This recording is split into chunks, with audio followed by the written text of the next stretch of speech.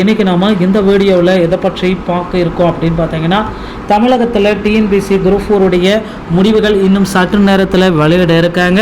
So இந்த டைமில் group 4 உடைய கட் ஆஃப் மதிப்பெண்கள் என்னவாக இருக்கும், குரூப் 4ல் யார் யாருக்கெல்லாம் பணி வாய்ப்பு கிடைக்கும், இதை பற்றி இந்த வீடியோ தொகுப்பில் முழுமையான தகவலை நாம் இப்போ பார்க்க இருக்கோம்.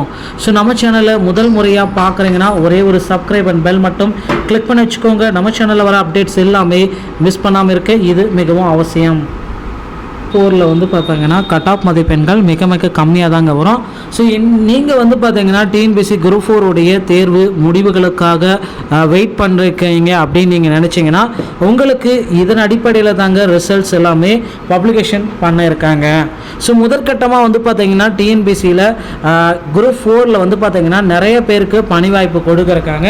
கிட்டத்தட்ட ஒரு 75,000 to 85,000 பேர் வந்து பார்த்தீங்கன்னா சிவிக்கு செல்வதற்கு வழிவகை செஞ்சுருக்காங்க.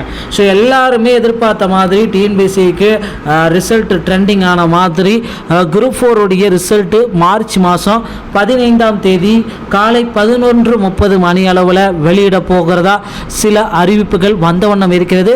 ஸோ 100% மார்ச் 15 காலை 10:30 15:30 மணிக்குள்ளார எதிர்பார்க்க முடியுங்க. ஸோ நீங்கள் எதிர்பார்த்த மாதிரி குரூப் 4 உடைய கட் ஆஃப் மதிப்பெண்கள் என்னவாக இருக்கும் அப்படின்னு நீங்கள் எதிர்பார்த்தீங்கன்னா, ஸோ ஓசி கம்யூனிட்டியாக இருக்கும் பட்சத்தில் ஜென்ரலுக்கு 145, உமன்ஸுக்கு 143, பிஎஸ்டிம்னா ஜென்ரலுக்கு 138, பிஎஸ்டிஎம் உமனுக்கு 137, பிடபிள்யூடி மற்றும் எக்ஸர்விஸ்மேன் டிரான்ஜெண்டர் மற்றும் டெஸ்டியூட் விடோவா இருக்கும் பட்சத்தில் அவர்களுக்கு வந்து பார்த்தீங்கன்னா 125ங்க. ஸோ அடுத்து பிசி கம்யூனிட்டியை நம்ம பார்க்குறப்ப ஜென்ரலுக்கு 135, உமன்ஸுக்கு 133, பிஎஸ்டிஎம் 130, பிஎஸ்டிஎம் உமனுக்கு 120, பிடபிள்யூடி மற்றும் எக்ஸர்விஸ்மேன் டிரான்ஜெண்டர் விடோவா வந்தால் 110 to 120ங்க.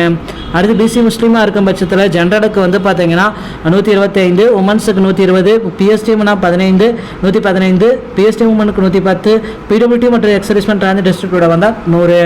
ஸோ அடுத்து வந்து பார்த்தீங்கன்னா எம்பிசி மற்றும் டிஎன்சிக்கு வந்து பார்த்தீங்கன்னா ஜென்ரலுக்கு 133, உமன்ஸுக்கு 130, PSTM 122, PSTM women 120, PWD ex serviceman transgender டிஸ்ட்ரிக்டோட வந்தால் 100.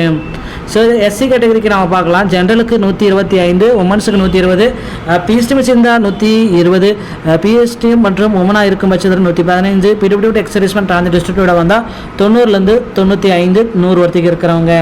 அடுத்து எஸ்சிஏக்கு ஜென்ரலுக்கு 120, உமன்ஸுக்கு 115, பிஎஸ்டிஎம் ஜென்ரலுக்கு 115, பிஎஸ்டிஎம் உமனுக்கு 115.